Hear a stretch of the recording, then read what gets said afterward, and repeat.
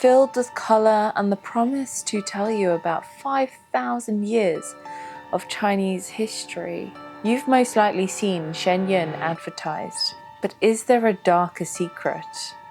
And is Shen Yun actually a cult? Welcome back to Just Another Mystery, where we cover true crime, cold cases, cults, and mysteries. So if that sounds like your jam, then be my peanut butter and make sure you subscribe. But before we get started and we properly dive in, I want to ask you guys' opinion. I have updated my background. Can you tell me in the comments if it looks good, if you want to change it? Do you like the blue instead of the green? I mean, I'm trying to make it look a little bit nicer because I thought that the background of the previous videos looked a little bit like it needed some upgrading. So tell me if you like this, and yeah, let's dive straight in. Disclaimer: the scenes that we will be talking about can have a distressing nature, so viewer discretion is advised. I will also clarify that everything that we say here is alleged. This is a very private organization, and I will tell you about where the allegations come from.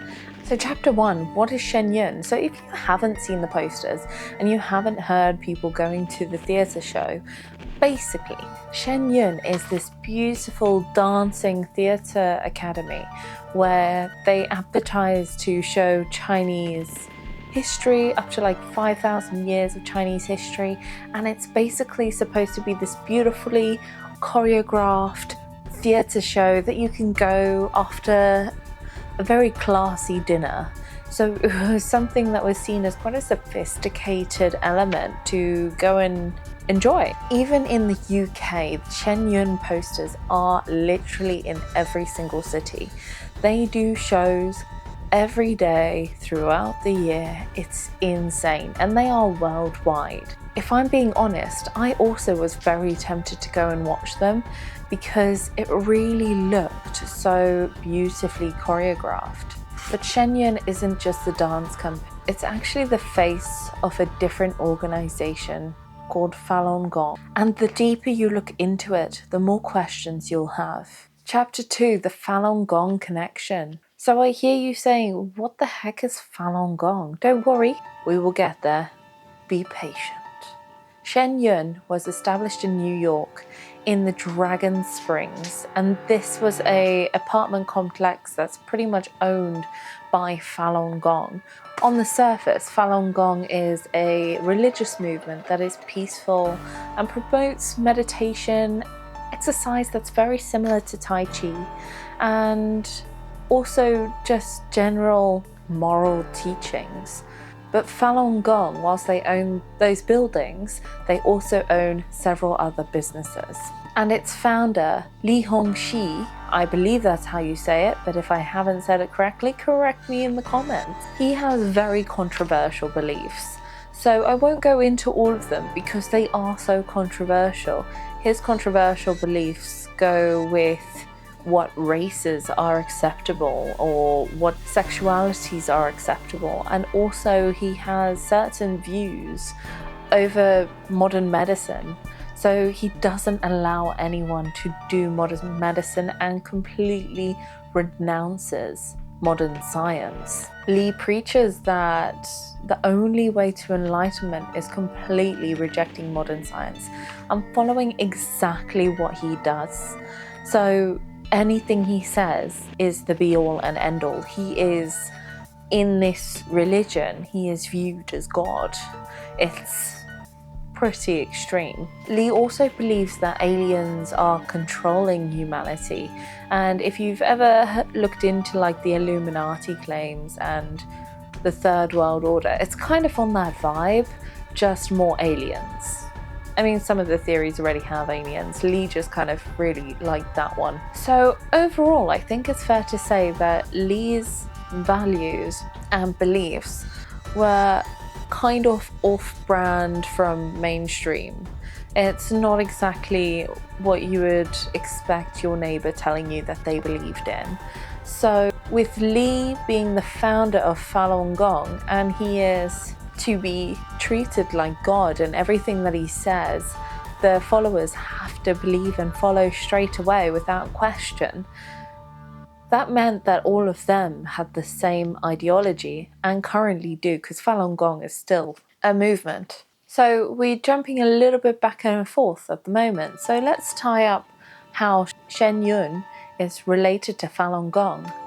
Well, the crazy thing is, all the Shen Yun dancers, production assistants, backstage helpers, everyone that works on Shen Yun is required to be a member of Falun Gong.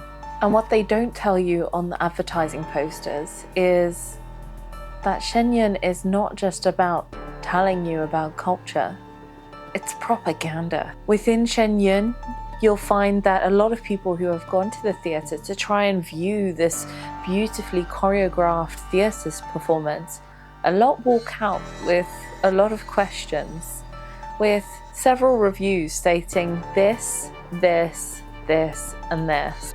It's fair to say there are political undertones here that are not exactly expected when you're going to a show that advertises as purely dancing. Most people who buy a ticket don't even know what they're going to see. So chapter number 3, the cult allegations. Why do people think that they're a cult? And again, I will reiterate so I don't get sued, these are fully alleged and I will go into why later on. Don't worry. So Falun Gong was established by Li Hongxi in the 1990s and quickly gained millions of followers. Not thousands, not hundreds, millions. And this was all across the world. You know, they had this message of peace, love, tranquility, and everyone really connected with it. And they thought that the exercises were beautiful. They thought that the way of life was very peaceful, and the teachings, they just clicked with it. Don't know why, but I reckon Li actually got a little bit more wild as he aged. It was so popular that the Chinese government actually deemed Falun Gong dangerous cult by 1999 and shut down the whole movement. So if you were a Falun Gong member, you now were either arrested and sent to those work to reform camps, or you fled the country. I will not be touching on what happened to the people who went into the reform camps, but I do urge you to look it up because some of these tales are heartbreaking. But like I said, Falun Gong actually gained millions of followers very, very quickly, and that couldn't just happen in China. So this was worldwide, and several training centres popped up in loads of different countries, including New Zealand, Australia, UK, America. So many different hubs starting all at once, where they brought people in and they would train them on Falun Gong and the exercises and the peaceful missions and the moral studies. They also own several media outlets and several performance troupes. This includes Shen Yun. Multiple ex-members have spoken out about Shen Yun since leaving and stated that there were so many issues when they were in Shen Yun. A lot of them liken Shen Yun and Falun Gong to a cult. One of those ex-members are Jaya Gibson, who's now spoken to several media outlets regarding his story. Jaya was brought into the cult by his father. His father had found Falun Gong in Australia and had really connected with it and thought it was a beautiful place to be, a beautiful community, and he absolutely loved it. So Jaya decided to join him and initially did really, really well. He worked on Shen Yun and rose up in the ranks very quickly as one of the lead marketing managers. What started raising questions for Jaya was that he noticed that certain things were not going in a normal business fashion. For example, they often wouldn't pay all the taxes that they owed, or they wouldn't do things in an efficient way when managing the sets. So if he came up with ideas on how to make things more attractive, gain more purchases of tickets, or even to increase the efficiency of the backstage time to give a better performance. He found he was being shot down all the time. Now this started raising some questions for Jaya, and what actually made Jaya leave was that his dad had gotten very sick, and his dad had gotten cancer and had been denied access to medical care by Falun Gong. His father accepted the words of the religious movement and actually decided to accept that he would either be healed or he would die. He refused all of the medical treatment offered by his son, and he died a loyal Falun Gong member.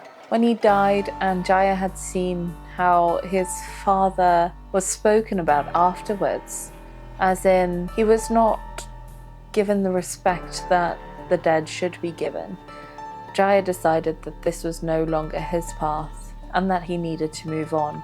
Chapter number 4. What was life like in Falun Gong? And this is where the cult allegations tie up quite nicely. Multiple ex-members have come forward talking about what the conditions were, so we can kind of surmise what happened and how people were treated during their time within Shen Yun and Falun Gong. That they would be required to work upwards of 18 hours a day.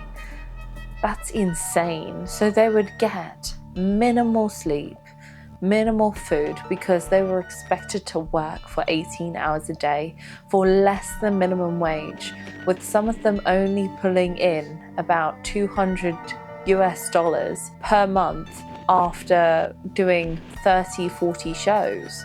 It's crazy. Performers were also forced into plastic surgery allegedly, but mostly women. See, Falun Gong actually owned certain plastic surgeon units, and whilst they renounced medical facilities for normal health, they encouraged their performers to get plastic surgery so that they looked a certain way and were more promotable. Going back to the salary that the Shen Yun performers would get, whilst they would only be paid 200 or 300 USD per month, whilst working like 200 shows a year, Shen Yun was raking in millions. But all of this was distributed to the leadership, in particular Li Hongxi. Because Falun Gong had such a strong hold of their members, they also didn't want to lose that, and allegedly they did not allow people to associate outside of Shen Yun or Falun Gong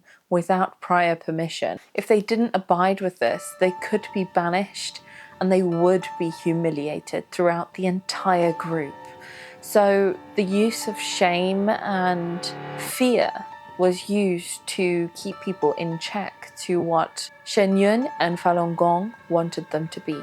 According to ex-members, Shen Yun also arranged marriages from the Chinese performers to US citizens.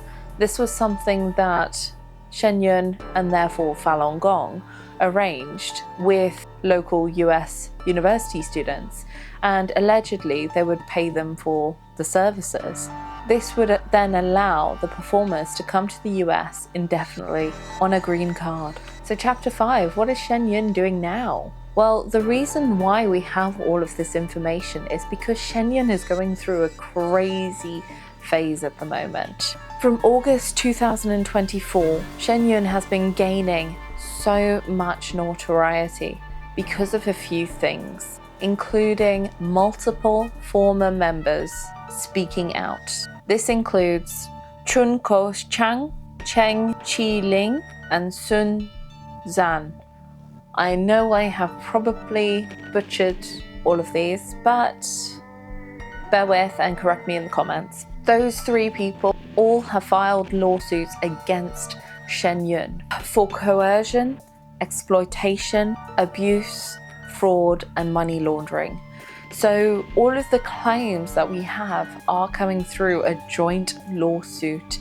So the realities of this potentially being a cult is growing. Because it's got federal crimes such as money laundering, this is now a federal criminal lawsuit.